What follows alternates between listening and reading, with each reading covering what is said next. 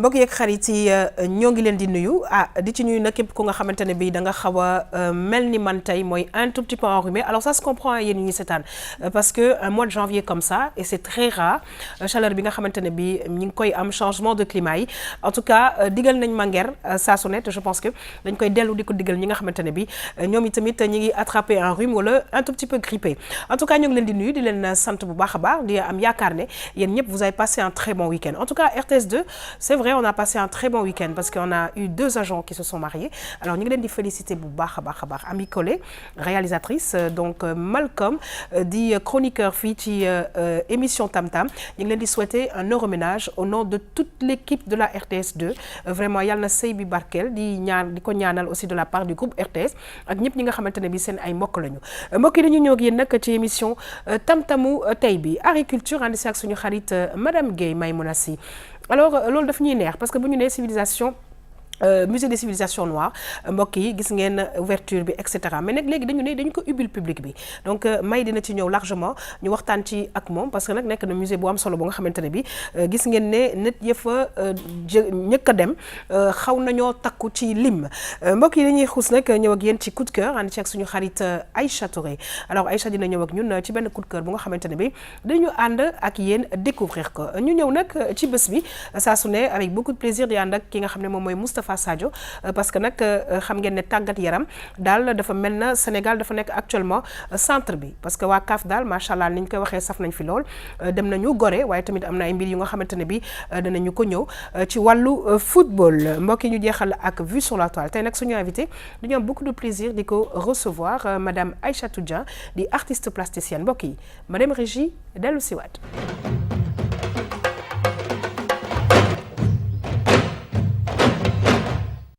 kontaan bu baax a baax saa su ne mbokk yi di feggoo ak suñu xarit madame Guèye Maymouna Sy parce que dañ koy faral di wax culture dafa nekk avant et après tout c'est-à-dire que dafa nekk lu am solo te nag Sénégal ibbi benn musée bu nga xamante ne bi wax dëgg yàlla defe naa ne àddina bi yëpp dinañ fi ñëw pour xool la ñu fa def waaye la ci am importance mooy ouverture bi def nañ ko waaye nag ibbi ko public bi defe naa ne l'objectif en fait c'était surtout ça ibbil ko ñi nga xamante ne bi mooy public bi de toutes sortes de partout ñu ñëw xool mbir yi nga xamante ne bi dafay xewee madame Guèye Maymouna Sy maa ngi lay nuyu c'est toujours un très grand plaisir de te recevoir te gis naa ne rouge bi tamit ça nous donne vraiment un peu de soleil encore une fois. Merci beaucoup Yaxam maa ngi lay fay et c'est toujours un plaisir partager ak yow plateau bi dama koy faral di waxte duma si taay yi ni ñu koy joxee bonne humeur bi ñun tamit dañ koy jël rek serviraat ko téléspectateurs yi nga xam ne ñooy ànd ak ñun ci émission Tam Tam rawatina lundi yi ni nga ko junjee nag sànq dañu demoon musée des civilisations noires muy lu am solo ginnaaw bi nga xamee ne ubbi nañ ko le 6 décembre dernier donc on en a profité pour tendre le micro à des visiteurs yoo xamante ne duñu ay sénégalais ñii ay africains lañ ñii yeneen xeet lañu donc après xam naa boo lancé élément bi ba ñuy ñëwaat si dinañ ci gën a waxtaan xool ana nan la ñuy def par exemple ba musée bi gën a intéressé li nga xam ne mooy grand public bi. alors c'est vrai que dañu ko duppee musée des civilisations noires waaye defe naa ne muy noir jaune rouge ñëpp war nañ faa mën a daje en tout cas ñoo ngi lay gërëm di la sant bu baax a baax waaye nag di nuyu di dalal jàmm bu baax a baax Moustapha Sadio Moustapha dafa mel ni nag sànq maa ngi koy wax CAF daal saf nañ fi lool fii ci Sénégal parce que nag dafa am lu am importance muy CAF Awards yi nga xamante ne bi dañ ko fas yéene daal di organiser fii ci suñu dëkk Moustapha maa ngi lay nuyu c'est un très grand plaisir à chaque fois di la recevoir. yaa xam mbégte la altine bu nekk quand même di teew ci plateau Tam Tam mbégte bu rëy la waxante nga ko bi yoon nag disons que CAF daf fi saf bu baax c'est vrai mais c'est un grand honneur bu Sénégal am di amal CAF Awards yi mu doon événement bu mag buy terminer saison football bi pour désigner ki dàq football ci Afrique en tout cas ci saison bu écoulé bi ñu am ci doom nag buy xëccoo muy Sadio Mané buy xëccoo raay même titre meilleur entraîneur bi Aliou Cissé nekk ci temps CAF nag amal na disons plusieurs événements depuis démb dimanche ak conférence de presse dinañ ci ñëwaat tey ci suba si ñoo ngi Gorée bu guddee actuellement on va dire ñu ngi jouer match amical entre Lyon 2002 yi ak légende voilà donc si imagine on voyait El Hadji Diouf et on imagine ñoom Kalidou Fadiga et tout ça ça fait ak contre ñoom Samuel Eto'o ñoom Didier Drogba ñoom Boubacar Sarr Locotte boo xamante ne sénégalais la mais ci équipe bële lay joué bu subaa nag ñu xam kan mooy gagné titre meilleur joueur africain. Très bien, en tout cas on espère que ay sénégalais dinañ ci bokk notamment notre Sadio Mané mbokk yi dañuy kontaan saa su ne di recevoir ay invités kii nag da cay raw parce que nag ci wàllu culture mu ngi ci def liggéey bu rafet muy Aïssatou Dia maa ngi koy wax sànq nekk artiste plasticienne madame Aïssatou Dia maa ngi lay nuyu di la dalal jàmm di la souhaiter par la même occasion une excellente année 2019 di kontaan ci sa teewaay fii ci émission Tam Tam. asalaamaaleykum yaa xam maa ngi kontaan ci invitation bi ngeen ma invité waat tey ji ma ñëwaat ci RTS 2. Donc c'est un plaisir de partager ak yéen tamit tey encore plateau bi Maïmouna et Sadio vraiment maa ngi leen di souhaiter man it meilleurs vœux di ko souhaiter Sénégalais yëpp yàlla may ñu jàmm ju bëri ak wér gu bëri aussi ak beaucoup de succès ci suñu liggéey incha allah. très très bien ba pare nag di jàppale bu baax a baax les femmes entrepreneurs mbokk yi dañuy ñëw ak yéen ci art et culture sànq maa ngi koy wax ak madame Guèye Maïmouna Sy alors Maïmouna Sy junj nañ ko sànq musée des civilisations noires donc dañ ko ibbil vraiment public bi semaine bi lay passé ouverture officielle bi donc bi nga xamante ne bi dafay permettre visiteurs yi ñu replonger wu ci l'histoire de l'Afrique mu nekk histoire bu riche waay et contribution ci wàllu humanité contribution ci wàllu humanité léegi nag Maïmouna nee na du ñu def rek lu dul dem xool yi dellu si waat mu nekk mbokk yi musée bu am solo non seulement Sénégal Afrique mais ci àddina.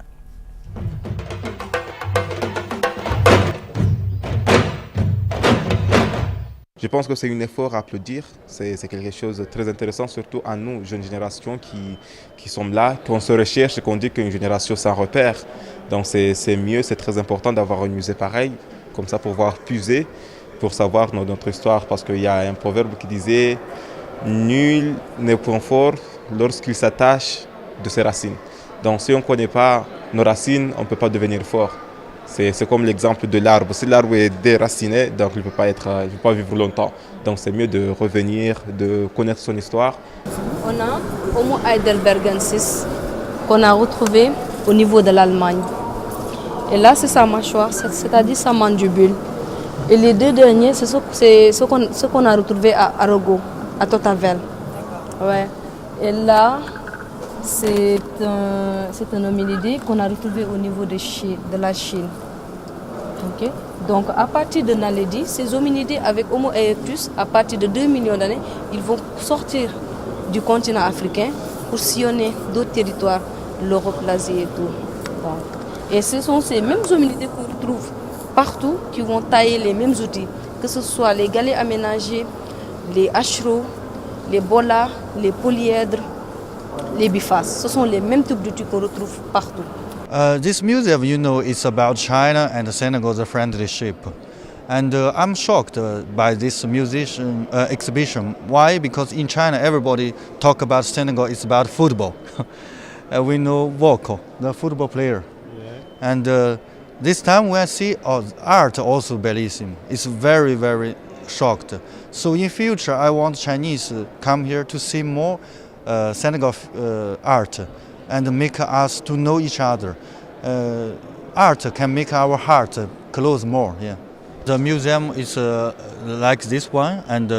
everything is organized regularly. But that's one thing I want to say. I hope in future can have write some Chinese explaining so we can understand more, not only French. Yeah.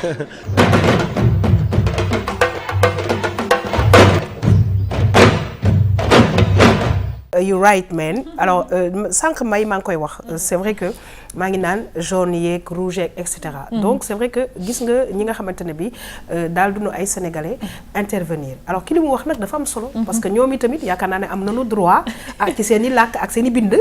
xëy na ñoom itamit ñoom ay explication loolu c'est important et je pense que lu ñuy war a dolli. ñi nga xamante ne bi ñoo ko yor. en tout cas mu nekk musée bu nga xamante ne bi j'ai pas encore eu la chance d'y aller. mais gis naa rafetaay bi mais c'est surtout l'histoire de l'Afrique. qui y est racontée.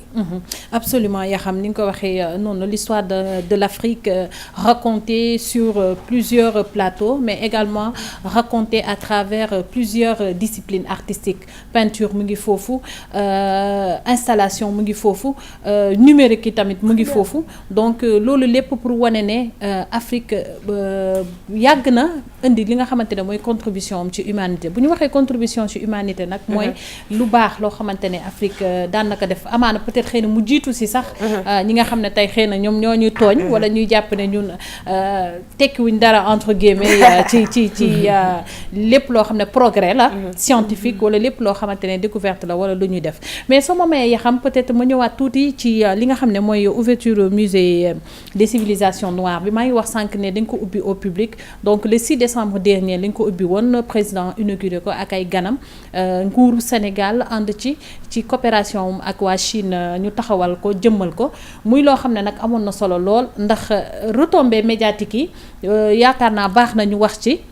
parce que bañ koy ubbi amul réew bu ci waxul amul télévision bu ci waxul ba ci États-Unis ay ça a même fait la une du New York Times def nañ ci article ak yeneen journaux yoo xamante ne vraiment c'est reconnu le monde fépp donc loolu lu am solo la loo xam ne bëggoon naa ko wax plus de 200 articles bu ñu sukkandiku ci ñi nga xamante ne ñoom ñoo doon def xayma bi ouverture bi nag yaa xam ministre bi moo ko ubbi comme ni ngeen ko gisee mu ànd ci ak ay collaborateurs am notamment ki nga xamante ne moom mooy administrateur général musée bi di Amady Bokoum bañ ko ubbee nee na si 2 heures de temps yi nga xamante ne jot nañ ko ubbi li ñu njëkk a seetlu mooy ne près de 500 visiteurs ñëw nañ dugg avec vérification bu ñu ne vérification mooy dañu dem ci au niveau des portiques de sécurité ñu xool nit ñi nga xamante ne ñoo dugg ñoo génn je pense que ne loolu déjà c'est encourageant espoir la day wane nag nit ñi ñu ngi intéressé wu ci li nga xamante ne mooy musée bi mais leneen lu am solo loo xamante ne war nañ ci taxaw sànq maa ngi ko doon junj itam mooy ñu xool ba nga xamante ne le grand public mooy képp ku mu mënti doon rek nga dem ba mun a ne tey de damay xëy dem musée des civilisations xool ana lan moo fa nekk je pense que ne ñu ubbee loolu rek après waaw alors ci biir public boobu mbokk yi man dama ciy taamu tout tànk yi parce que je pense que l'histoire de l'Afrique defe naa ne ñoom suñu ko xamee jël ko xam seeni racines danañu war a mën a xam fan la ñu jëm alors Aïchatou dama bëggoon aussi yow tamit nga wax ñu vraiment sentiment bi nga am bi nga xamante ne bi c'est vrai xamoon nañ ñu ngi koy tabax waaye nag ba ñu demee ba ci cëppaandaw la ñu def ouverture ubbil ko au public je pense que c'est extrêmement important aussi pour les artistes waaw yaa xam man foofu progrès bi laa gis progrès bi laay wax ak importance bi nga xamante ni moom la indil Sénégal yi parce que bu njëkk ba man wax dëgg yàlla bu ma tukkiwaan ñëw nit ne ma dama bëgg a ñëw seen dëkk damay rus ko wane dama naan nan laa koy wan alors damay rus mais vraiment Sénégal fi mu toll lii rusuma indi benn nit ba d'ailleurs gis nga ko ci biennale bi invité naa fii 14 nationalités 14 pays ñëw nañu gis Sénégal te dootuñu fiy gëj parce que lu mel ni moo tax lu Sénégal culture bi mu fonk bëgg ko di ko fësal vraiment c'est important pour tout le monde mais pour ñun artistes yi aussi dañ si bëgg aussi yaa ngi wax xale yi pour man jàngale bi dafa baax jàngal xale bi à bas âge muy dem ci musée yi man biñ ko doon tijji gisuma benn écolier bu fa nekk alors j'étais un peu frustrée parce que lu mel noonu boo koy def na nga ko lii festival des arts mondial nègre fekkewu ñu ko mais dañu koy wax alors ba léegi di ko jàng ci école yi donc dañ ko waroon indi xale yi ñu bokk ci ouverture bi xam lan mooy musée bi. Très bien, c'est très important. alors je pense que loolu dinañu ci liggéey bu baax notamment aussi les écoles. alors may laata may joxaat Moustapha kaddu gi damay kontaan aussi parce que dafa am yenn œuvres yu nga xamante ne bi y a des normes j'allais dire de sécurité des normes d'autres normes pour que par exemple restauration yi mën a gaaw mën a baax mais aussi pour que œuvres yi nga xamante ne bi tamit ak installation yi ñu fiy def ñu mën a am espace voilà yoo nga xamante ne bi je me répète c'est dans les normes quoi. waaw loolu dafa am solo yaa xam question boobu nga posé surtout que instant yi nii dafa nekk actualité ñu nekk ci jamono boo xam ne dañuy nekk di wax ci lu ñuy naan rapatriement des biens culturels donc am na ci déjà yoo xamante ne jot nañ ko restituer et ci biir conférence de presse ou point de presse bi nga xam ne jot nañ ko def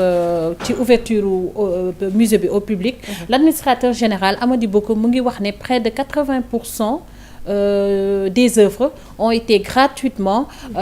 données par des artistes ay artistes africains ak ay artistes yoo xamante ne yeneen nationalité la te nee na ci biir 80% yooyu noonu am na ci 30% yoo xamante ne su ma jumulee ay artistes la yoo xamante ne ci continent africain bi la ñu nekk donc loolu c'est hyper important donc pour revenir au sujet je pense que ne normes yooyu ngay wax c'est important parce que boo demee bay laaj loo xamante ne yaa ko moomoon wala ngay laaj pour ñu jox la day fekk nga am foo ko teg et je pense que le musée est bien aménagé le musée fait très grand près de 14 000 je pense 14 000 mètres carrés mun na jël jusqu'à 18 000 œuvres donc là 18 000 œuvres donc là présentement ce qu'il faut préciser yaa xam mooy que ne exposition bii nii c'est pas une exposition permanente donc c'est une exposition provisoire boo xamante ne instant yi nii y'a je pense su ma juumalee je me perds un peu dans les chiffres mais il y a près de 3000 œuvres je pense qui sont exposées au rez-de-chaussée et à l'étage. Alors 3000 œuvres sur 18 000 places yu nga xamante ne bi dispo je pense qu'il y a encore à faire mais ça ce n'est qu'un début. Alors Moustapha mu nekk benn musée bu nga xamante ne bi je pense que bokk nañ kook àddina mais ça permet en tout cas comme ni ko may waxee à l'Afrique ñu xam ne que suñu contribution ci humanité bi am na solo mais aussi que notre vraie histoire soit racontée. Tout à fait. C'est à dire vraiment que on avance vraiment en investissant dans la culture. Absolument. Mais bi impact bu mu am ça va au-delà de la culture. Tout à fait. Je pense que tourisme bi sax daf koy booster. Oui. Fortement. Exactement. Parce que visiteurs yi ils viennent boo ñëw Sénégal tu te dis que damay ñëw visiter du monument de la Renaissance. Léegi à partir de 2019. da nga siy yokk damay ñëw visiter musée de la civilisation noire. Exactement. Ou africaine pour dire. Mais man lu ma bëggoon xam un petit peu mooy may ndax ils ont prévu peut-être disons un format de paiement pour les visiteurs jeunes par exemple les enfants les écoliers ndax ñoom par exemple duñ fay parce que je sais que pour d'autres c'est payant. Man personnellement demoon naa ak toute ma famille pour demoon visiter mais on est allé un peu plus tôt on a dansé plus vite que la musique. Ah d'accord, ok. Le 16 décembre ñu demoon gars yi en fait c'est inauguré certes. D'accord. Pas encore ouvert au public. Donc je prévois d'y aller parce que c'est une grande fierté déjà abriter ko au Sénégal. Absolument. Mais pour savoir un petit peu pour les écoliers comment ça va se passer. Absolument, c'est prévu parce que je pense que ne sànq Aïssatou mu ngi koy wax musée yu mel nii buñ ko inauguré li ñuy njëkk a xalaat mooy les enfants. Parce que ñoom ñooy taxaw ngir tabax réew mi. Donc ñoom ñoo ko war a nettali yi tamit ëllëg. Et c'est prévu pour ay genre collaboration wala partenariat yoo xamante ne dañ koy teg pour xale yi. ñi nga xamante ne ñoo nekk ci lycée yi. ñuy mën di dem di visiter musée bi. Bu fay di am itam je pense que ne ce sera fay boo xamante ne symbolique lay doon. Voilà donc symbolique comme ni ñuy demee ci musée des forces armées. dem visiter ko ñu raconter leen histoire bi. Et xam naa ils vont pas tarder à le faire. Peut-être un dernier point boo xamante ne bëggoon naa ko wax rek par rapport ak li nga xamante ne mooy comment justement créer l'engouement autour du musée ubbil ko grand public bi benn ci yi nga xamante ne mën na nekk solution mooy la jonction avec le Grand Théâtre National. Parce que xam nañ ne musée bi ak Grand Théâtre ñoo bokk fi ñu nekk. Donc forcément dem di visiter musée waratul nekk activité boo xam ne da ngay dem dugg rek visiter musée mu jeex mais mën na nekk loo xamante ne day agréable dañu boole par exemple benn show wala benn après-midi de roller wala benn je sais pas on raconte un livre autour de quelque chose nga jóge fa nga dem dugg ci biir musée bi nga génn fa nga mën a dem Grand Théâtre xoolaat beneen activité yu mel noonu daal bokk na ci li nga xam ne. Alors moi j'espère aussi que vous les journalistes que yéen a ngi xalaat aussi faire des documentaires par rapport à ça, faire des visites guidées parce qu'on sait que Sénégal yemul Dakar et que on aimerait aussi que les enfants qui ne peuvent pas quitter par exemple Bakel pour venir voir le musée puissent avoir les images, puissent avoir les explications. Defe naa loolu tamit nekk na lu am solo. En tout cas may dañuy kontaan ci la nga ñu indil tey parce que nag bu ñu nee ouverture au grand public pour que nag ñu xam vraiment histoire de l'Afrique waaye tamit xam contribution wu Afrique ci wàllu humanité may je te laisse terminer. Waaw yaa xam peut-être on va juste faire une virgule comme ni nga ko waxee en attendant les grands reportages ak visites guidées yi nga xam ne mën nañ ko def foofu ci biir musée bi ak les plateaux d'émission aussi. Absolument. Au passage je dis que ne invité nañu pour ñu ñëw enregistrer fa émission Tam Tam donc xam naa certainement Fatou mu ñu déglu ñu xool kañ lañ koy mën a programmer. Alors pour terminer avec le musée li ñuy def rek mooy peut-être invité inviter les gens ñu profiter aussi ñu mun a dem xool li nga xamante ne am na fa parce que archéologie mu nga fa peinture mu nga fa art contemporain mu nga fa lépp nga fa donc ku fa dem di nga am loo jàng loo xamante ne dina la jëriñ donc xanaa suñu invité Aïssatou un mot par rapport ak li nga xamante ne mooy musée bi lan nga ci dolli justement par rapport ak activité loo xam ne mën nañ ko def surtout pour public bi gën a intéressé wu. Et surtout la participation aussi des femmes. Des femmes surtout waaw. D'autant plus que vous êtes dans le réseau des femmes entrepreneurs culturelles. li comme fi nga jeexale léegi ni nga wax que ne ñu def jonction bi entre grand théâtre ak musée. Parce que pour man ci lay gën a rentable parce que le fait que créer nga benn show foofu noonu nga ne show bi ngeen nekk en collaboration nga ne show bi temps la léegi da ngay di visiter musée bi génn ñëw ci show bi donc loolu dina éveiller ñu bëri ñoo xam ne xamuñu woon parce que boo demul ci musée bi doo xam lu fa xam da nga naan affaire u art les gens des fois duñu intéressé wu mais il suffit que nga dugal ci lenn loo xamante ni lii neex na leen alors dina leen xëcc tuuti ñu ñëw mais c'est ouvert de quelle heure à quelle heure? Alors c'est ouvert toute la journée D'accord. waaw à partir de 9h déjà ubbi nañu ñu ngi foofu jusqu'à l'après-midi la dernière fois on était là-bas jusqu'à 19h. Très bien. Donc xam naa certainement ku dem ba avant heure wàcc. Alors defe naa ne may aussi dañu recevoir madame Aïssatou Dieng di artiste plasticienne secrétaire générale bu collectif des artistes femmes bu village des arts te duñ ko laaj ñoom itamit activités yi nga xamante ne bi ñu ngi koy def ci wàllu art bi. waaw Aïssatou comme ni nga ko waxee moom mooy secrétaire général bi mu ànd ci liggéey bi ak Adama Boy ñu koy nuyu au passage moom mi nga xam ne moom mooy présidente bi ak artiste femmes yi nekk foofu yëpp village des arts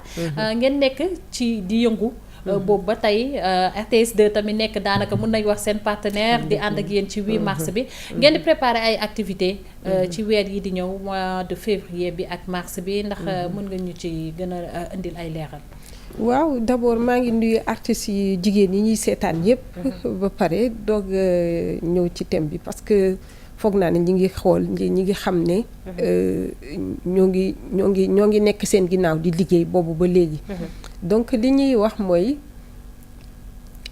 am nañu un programme bien déterminé programme bi lan la dañu boole jigéen ñi yépp ñu def benn workshop benn atelier d'art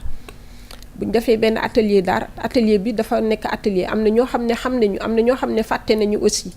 def atelier de formation en gravure bu ñu defee atelier d'art bi ba pare après œuvre yooyu nga xam ne liggéey nañ ko moom la ñuy exposer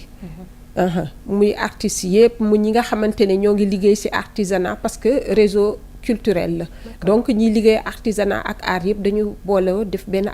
atelier boobu su paree ñu doog a def une exposition bu ñu programmé pour le 8 mars incha allah. D'accord. Alors le réseau des femmes entrepreneurs culturelles ndax femmes artistes yi nekk village des arts donc ñoo ci ne wala c'est ouvert à toutes les femmes artistes du Sénégal? Non réseau bu ñu nee réseau rek déjà c'est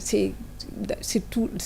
pas le Sénégal rek parce que ñun dañuy jël même les étrangers qui viennent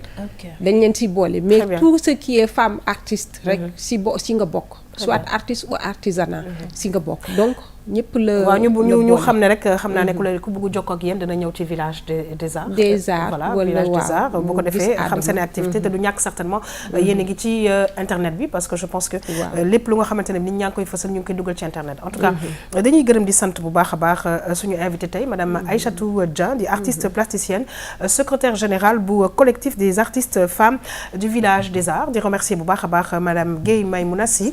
ci la nga ñu ndil tey muy ouverture au public bu musée des civilisations noires may ñoo ngi lay gërëm di la sant bu baax a baax mbokk yi nu xuus nag ci émission tam-tam ñëw ak yéen ci coup de cœur ànd ci ak suñu xarit Aïcha ñu dem xool tey lan la ñu indil mbokk yi dellu si waat.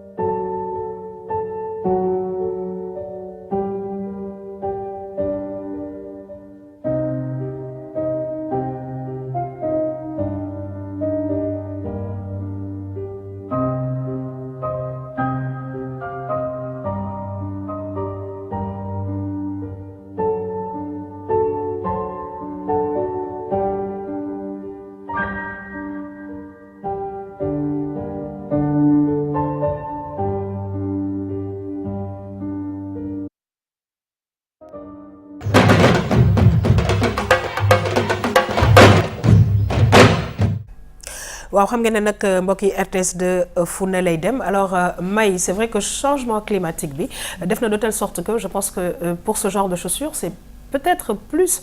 pour ñi nga xamante ne bi ñi ngi à l'étranger et il faut rappeler aussi que nos amis de Ngaye sont à Dakar te dañuy def façon gu dàll yu mel nii alors ñi nga xam ne ñi ngi étranger ñoo ngi leen di nuyu bu baax a baax seen période hiver la ñu nekk ñun par contre ça semble être l'été au Sénégal encore waaw waaw en plein janvier donc ñu bëri affaire bi jaaxal na leen sax changement climatique bi mais pour revenir un peu sur chaussures yi nga xamante ne gis nañ ko dañuy wax rek ne fii Sénégal am nañ fi artisan yoo xamante ne ñoom dañ ko jël tropicaliser ko maanaam ñu defar ko anam goo xamante ne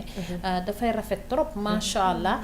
ñu ci defar ay bottines comme yi nga xam ne gis nañ ko ci élément bi adapté à notre climat absolument ñuy defar tamit yoo xamante ne comme day mel ni comme genre chausson day xaw a mel ni dàll mais bu oyof boo xam ne Màggal Tuuba bu jotee par exemple Baay Faal yi dinañ ko mën a sol te duñu gaañu duñu def dara jigéen ñi tamit dañ leen ci defaral tamit yu rafet donc yaa ngi ko doon wax sànq week-end bi ñu génn waa Ngaye Mékhé ñu ngi woon place du souvenir vraiment wane nañ fi liggéey bu am solo boo xamante ne vraiment rien à envier aux autres. Alors Aïchatou, c'est vrai que ñun am nañu chronique bu tudd Label 221 bu May di def mais je veux dire dans tous les domaines même ci wàllu dàll et cetera je pense que fi Sénégal toll on n'a plus rien à envier aux autres parce que bokk dugal nañ suñu bopp aussi ci normes yi nga xamante ne bi àddina yépp moom la ñuy liggéeyee.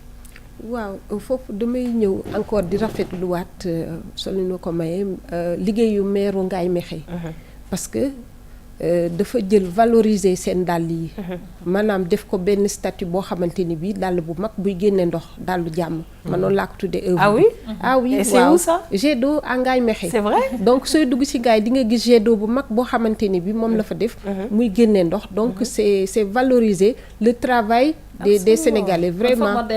non foog waaw jet d'eau bu mag vraiment lañ fa def boo xamante ni bi vraiment amul ci région yi ca nekk yi topp ci boom ak yi dend ak moom yëpp moom rek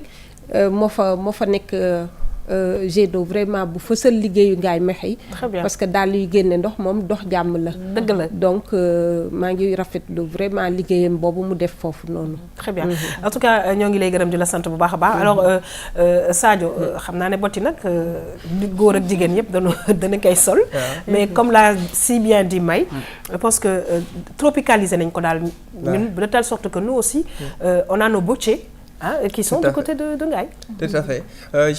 J'ai déjà eu le plaisir quand même de voir des bottes fait maison, on va l'appeler comme ça. Ak kii nu mu tuddaat ay Vax. Oui. ay parfois tissu Baye Fall c'est très joli. Je pense que baax na ñuy valoriser également ce genre de travail là parce que déjà ça parle aux Sénégalais, ça parle également aux Africains beaucoup plus et c'est beaucoup plus adapté à notre climat. Absolument. Même si man j'ai froid, je pense que on n'y est pas encore à l'hiver européen. Absolument. En tout cas, ñi ngi gërëm di sant encore une fois tous les artisans, les entrepreneurs parce que je pense que de plus en plus Sénégalais yi ku nekk yaa ngi jéem a bay sa waar ci vraiment secteur yëpp ba nga xamante ne bi ñu mën a consommer Sénégalais comme l'a si bien appelé Madame Gueye Maïmouna Sy mu ne label 221. Alors dañuy mbokk yi ci émission tam-tam bi ñëw ak yéen ci tàggat yaram ànd ci ak suñu xarit Moustapha Sadio mbokk yi ma dem régie dellu si waat. Alors Moustapha, alors c'est vrai que nag maa ngi koy wax sànq ba léegi waa CAF saf nañ ci waaye il serait bien aussi de rappeler un tout petit peu CAF mooy lan seen liggéey ba noppi nag li nga xamante ne bi moom la ñuy organiser fii muy CAF Awards mu nekk aussi lu am importance ci football africain bi. Tout à fait, c'est pour suñu téléspectateurs CAF nag mooy Confédération africaine de football déjà pour expliquer CAF moo ŋànk lépp lu jëm ci footballu Afrique ak organisation compétition africaine yi muy CAN senior bi boo xamante ne Sénégal tamit dina abriter un petit peu décision finale boo xamante ne Égypte ak Afrique du Sud dañ koy xëccoo le 9 lay doon. D'accord. Avant ça bëri na événement yi war a am CAF mooy organiser disons tout le football africain mooy footballu xale yi footballu jigéen ñi ak footballu góor ñi. Très bien. Donc loolu mooy CAF équivalent au fédération sénégalaise de football. nu muy organiser football Sénégal wàllum équipe nationale et également championnat yi am championnat amateur ak championnat professionnel. D'accord. loolu nag xam naa rétrospective la un petit peu pour expliquer CAF mais waxoon nga ko tamit. CAF dañ fi saf lool. parce que ñu ngi fi depuis barki démb. Oui. depuis samedi la ñu yegg si seen avec une très forte délégation. Tout à fait. ñu ngi amal nag depuis démb hôtel Pullman conférence de presse. Très bien. boo xamante ne légende CAF yi ñoo fi ñëw. ñoo xamante ne dañoo war a amal match. contre équipe Sénégal 2002. et muy équipe boo xam ne moo ñu indil satisfaction bu rëy fee ci Corée ak Japon 2002 exactement. Kalidou Fadiga tout à fait El Hadj Diouf Kalidou Fadiga tout cela. léegi nag ñu amaloon conférence de presse un petit peu pour expliquer. Pour surtout mettre le piment déjà pour match bi ñu war a amal actuellement fee ci stade Léopold Sédar Senghor. Alors je pense que match boobu defe naa ne Sénégalais yi non seulement ay amateurs football lañ mais en plus ils aiment beaucoup le football africain parce qu'il faut dire que les footballeurs africains en tout cas ñi nga xamante ne bi ñu ngi fi ñëw ay stars lañu et puis Sénégalais yi ñu ci bëri bëgg nañ leen gis à l'œuvre alors mbokk yi ñu dem xool conférence de presse boobule dellu si waat. Champion yu mag ñu taarix dul fàtte ba mukk ku ci mel ni Samuel Eto'o Fils El Hadji Ousseynou Diouf Wanko Kanou Mark Fish Habib Beye ay footballeur yu mag Samuel Eto'o Fils moom li mu bëgg mooy ñu gën a fonk footballeur yi dëkk fii ci Afrique niki ni ko waa Tugal ak waa Brésil di defee ngir seeni doom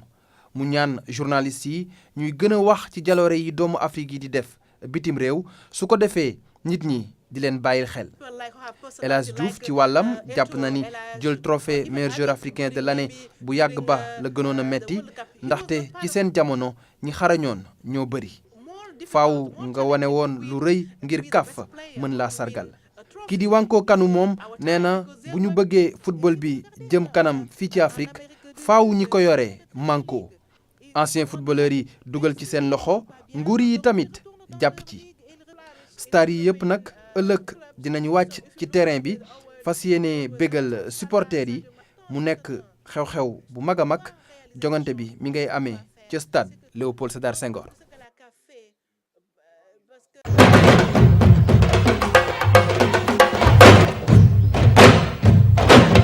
Alors c'est vrai que nag Moustapha ay légende la ñu et cetera mais le football doit pardonner avec l'âge. Alors ma première question c'est combien de minutes pour ce match? Malgré son âge avancé, ce sera quand même 45 minutes chaque mi-temps, 1h30 exactement. C'est vrai? 90, ils vont faire un 90 minutes la ñuy jouer. D'accord. Il y a quand même des joueurs, il faut que ñu rappeler ko suñu téléspectateurs am na si ay joueurs yoo xamante ne yàggul bu ñu bàyyee. OK. El Hadji Diouf mi ñuy wax sax yàggul bu mu jëlee retraite am complètement. Tout à fait. Parce que joué na ba en Malaisie il y a pas si longtemps, il y a 2-3 ans. Très bien. Il y a des joueurs comme Fadiga quand même arrêté nañ bu yàgg mais c'est pas inquiétant de toutes les façons match de gala la. ok boo xamante ne spectacle. c'est plus le spectacle qu'autre chose. C'est plus le spectacle que l'aspect sportif. Très bien kenn demul reyante foofu noonu. C'est plus la finale de la CAN 2002 en tout cas. exactement mais il faut savoir que bon dina am tey. mais peut-être xamuñu l'heure exacte. En fait heure bu waa CAF jàpp mooy 18h30. D'accord mais vu que tey journée bi yëpp dañ ko passé Gorée pour activités yi ñu amal déjà donc match bi mën na dem ba mën na commencer ba ay 20h sans doute comme may nu mu ko waxee ce sera en semi-nocturne au stade de Léopold Sédar Senghor. Pour rappeler un petit peu que c'est gratuit pour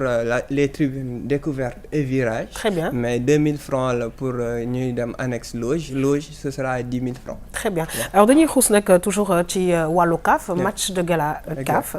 mbokk yi ñu dem régie xool vraiment match de gala boobule oui. voilà mooy vestiaire yi ñuy gis noonu muy joueur maillot yi la joueur di sol. Henri Camara tout à fait dinañ ci gis joueur équipe nationale ay Omar Diallo ay Tony Silva Habib Beye Aliou Cissé Pape Malick Diop exactement Alassane Ndour Salif Diao ay Khalilou Fadiga Amdi Faye quasiment génération bi yëpp El Hadj Diouf mais dinañ ci gis tamit équipe Sénégal bi ay Joseph Koto Lamine Ndiaye Ibrahima Ba Eusebio. Voilà, il y a Drogba que je vois ici. Drogba, Patrick Mboma, ñoom ñëpp dinañ ñëw pour beneen équipe buy représenter légende CAF yi. Donc ça va être un très bon match en perspective parce que on aura ay George Weah sax dina fi ñëw. mooy président au Libéria. Mais c'est le seul ballon d'or s'il faut le rappeler. Seul ballon d'or africain. Seul africain bu gagné ballon d'or mondial. Très bien. C'était en 95 fekk mu ngi woon Paris Saint-Germain. Très bien alors comme pour dire que ce sera tout simplement la fête du football ici au Sénégal et très certainement toute la presse internationale est là. waaw moom kay moom raté ko moom dana ëpp sax mais man dafay yee ay souvenirs. 2002 moom xam naa buñ ko waxee ku nekk di nga xalaat yeewu fajar yi. doon xool match yeeg yooyu. alors donc oui je pense que ni ko Sénégalais yi vivre fii. ak ni ko Sénégalais yi nekkoon France vivre. J'étais en France mais je te dis que sensation bi ngay am. bu Sénégal gagné France. nga gis ni Sénégalais yi automatiquement génnee. nga gis sunu t-shirt yi. génn mais c'était une belle fête et on ne cessera de remercier cette équipe-là. nga xamante ne bii ils nous ont fait rêver. Vraiment ils nous ont fait rêver. alors dinañ bokk nag ci li nga xamante ne bii moom mooy match de gala bi waaye dañuy continuer ñu ne Ligue 1 Génération Foot ñu dem xool. allez c'est parti. académiciens yi ndam demul ndam dikkul ndax diggante Génération Foot ak Dakar Sacré-Cœur ñu njortoon ni match bu metti la naroon nekk donte li sax Génération Foot saa suy joué ci dëkkam ñëpp dañuy ne mooy gagné ñoom nag sax la ñu njëkk a dugal seeni but ndax bi ñu tollee ci 22 simili Meissa Ba di capitaine Dakar Sacré-Cœur daal di daw moom kese ak bal bi dóor à ras de terre mu jël nag à contre-pied ki nga xam ne mooy gardien wu Dakar Sacré-Cœur. gannaaw bi ngi leen mënee nag ñi nga xam ni ñooy joueurs yi Demba Mbaye di entraîner daal di fippu waaye ci penalty la ñu amee solution penalty boo xamante ni ab faute de main la ci biir surface de réparation bi Jean-Luc Diouf nag daal di dugal li nga xam ne mooy penalty boobu Cheikh Kane di deuxième goal Dakar Sacré-Cœur mi dugg remplacé woon na Dieng mënul dara ci bal bi ku ci nekk nag dugal sa morom benn bal noonu la match bi jeexee mu nekk nag ñaari match nul yu toppante ci Génération Foot mi nga xam ne mi ngi tàmbalee wocc ay poñ moom nag jamono ji mooy 4e ci raw gàddu gi ci ginnaaw AS Pikine ak Dakar Sacré-Cœur bi mu doon jàkkaarloo tey Dakar Sacré-Cœur nag nekk ñaareel ci raw gàddu gi di xaar résultat AS Pikine mi war a jouer tey si ngoon.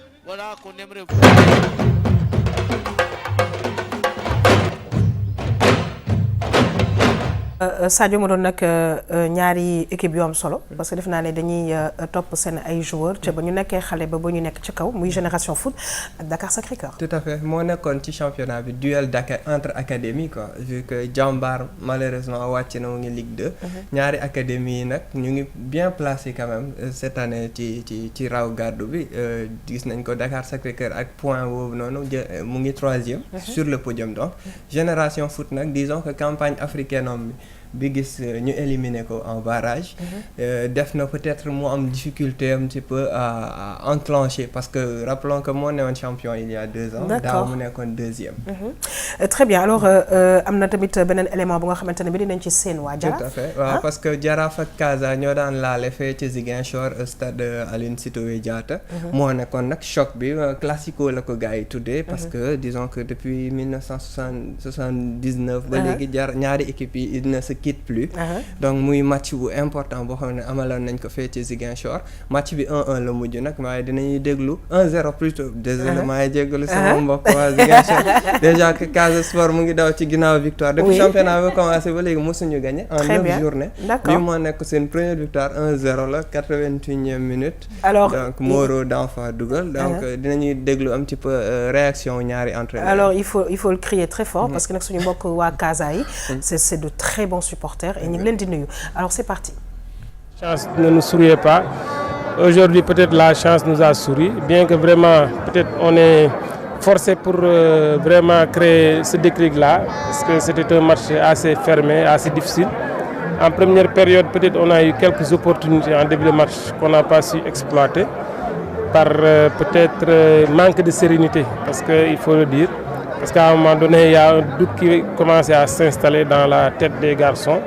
Mais on leur demandait d'être sereins, d'être confiants en eux, parce que par rapport à ce que l'on produit, je pense qu'on a toujours dit que le résultat viendrait. Peut-être aujourd'hui, c'est contre le Jaraaf, peut-être c'est un match de championnat, parce que le championnat est encore très loin, donc il reste encore beaucoup de matchs. Donc il va falloir garder la tête sur les épaules, avoir la froideur aussi d'analyser effectivement, objectivement ce match-là parce qu'il y a des matchs qui se profilent. Essayer de faire de sorte que ces 3 points-là permettent à l'équipe effectivement de décoller et puis que peut-être la chance continue à nous sourire. Je dis alhamdoulilah d'abord, je remercie le bon Dieu. Où tactiquement il y avait 2 bonnes équipes en place quand même. Chacune des équipes a essayé de proposer du jeu. Il y a eu beaucoup d'occasions en première période, mais malheureusement on est parti avec un nul blanc, 0 but partout. En deuxième période, le Casa quand même a dominé pendant les 20 premières minutes. Ils ont créé les meilleures occasions. Bon, je pense que si le Casa marque quand même, il faut l'accepter logiquement. Parce que je pense qu'en deuxième mi-temps, on a un peu reculé. Il y avait parfois trop de déchets dans la transition. Bon, on a encaissé un but, mais je pense qu'aussi l'arbitre pourrait siffler quand même le penalty quand même. C'était un penalty. Et vous le regrettez? Ah, bien sûr, bien sûr. Un penalty aussi flagrant que ce penalty, l'arbitre aurait pu siffler ça. Mais ça n'enlèverait à cette victoire du Casa Sport.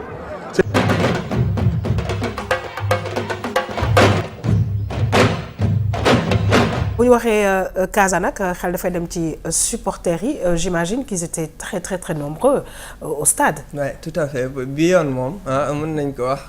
stade Aline Sitoé dafa defoon le comble. Tribune découverte ak tribune couverte. Les gens étaient sortis mais disons que li ma daan wax la rek déjà Casa Sport gagné guutoon depuis début championnat ba léegi. mais en plus de cela match bi contre Jaraaf muy rival historique u Casa Sport. moom match bi ñu tuddee ko sax classico moo tax gars yi def le déplacement. C'était un très beau spectacle. Très bien. Donc fees del waa Allez Casa xumbal ko. Oui, donc am nañu comité bu nekk sukku papaay boo xamante ne moom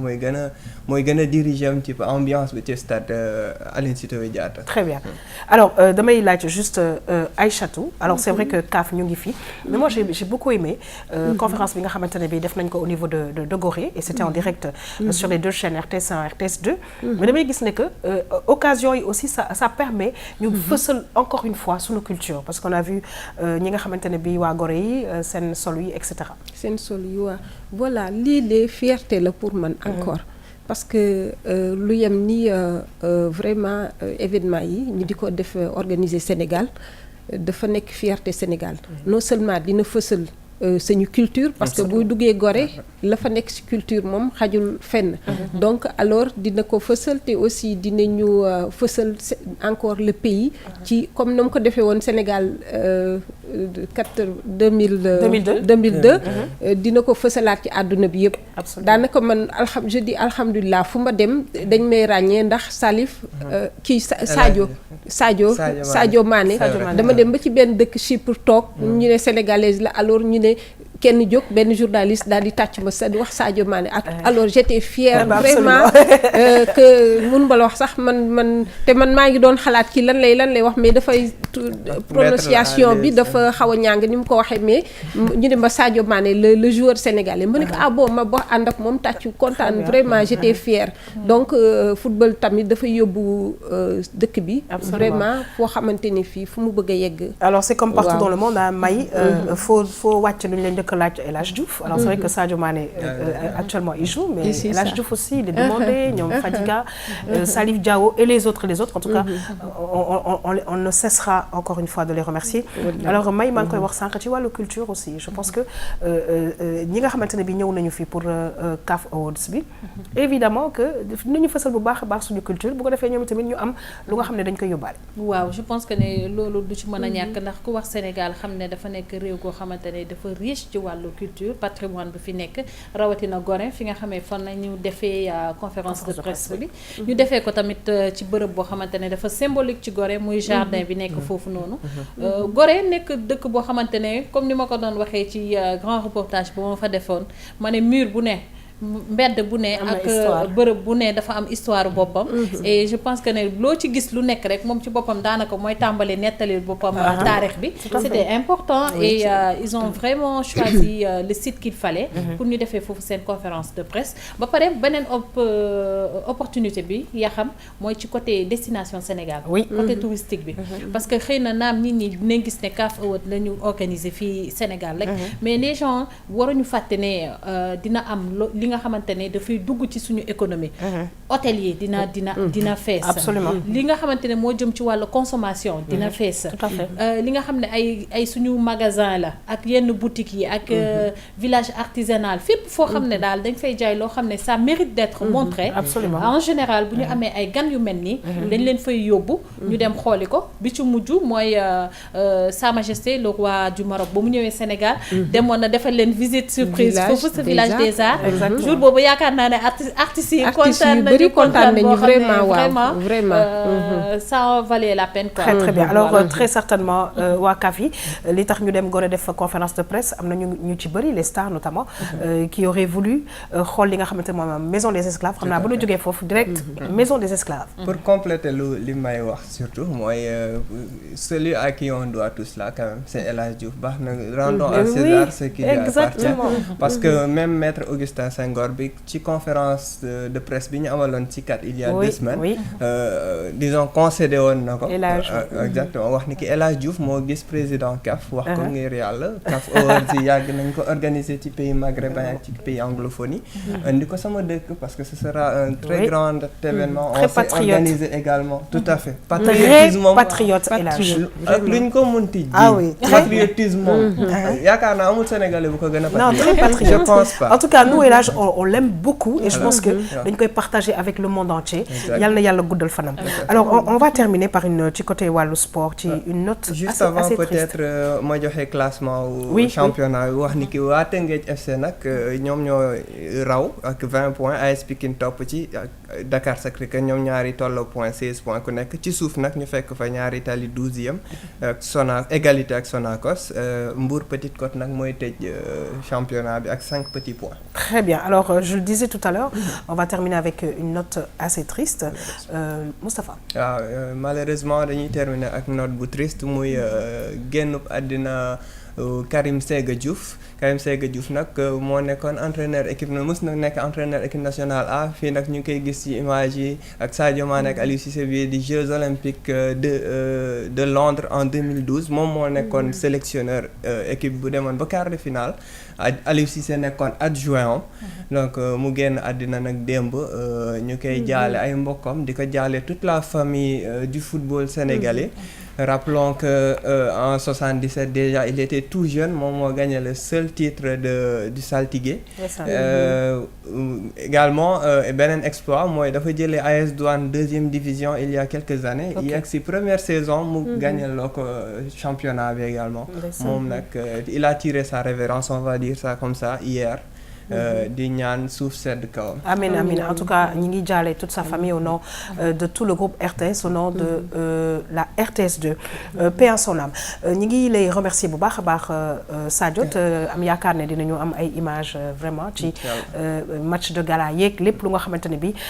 CAF ñëw na ko def ko fii Sénégal mu nekk ay activités yi nga xamante ne bi sénégalais yeeg àddina bi yëpp kontaan nañ ci merci beaucoup Sadio. merci beaucoup Yakham c'est toujours comme ni ma ko waxee c'est toujours un plaisir di fekk ak yow plateau bi ci altine bu nekk dinañ leen incha allah indil ay images yu match de gala bi indil leen image également CAF Awards di ñaanal Sadio Mané bonne chance di ñaanal Aliou Cissé également bonne chance sur le titre de meilleur entraîneur di nuyu ñëpp nag di leen jox dig daje lundi prochain. merci beaucoup Moustapha Sadio di taskatu xibaar saa su ne dañuy indil yu am solo ci wàllu tàggat yaram ñu ngi remercier bu baax a baax madame Guèye Maymouna Sy kon nag ñu jàpp ne musée des civilisations noires bi nañu ko au public kon nag ku ne mën nga faa dem en famille ak tout temps yi nañ leen di xalaat bu baax a baax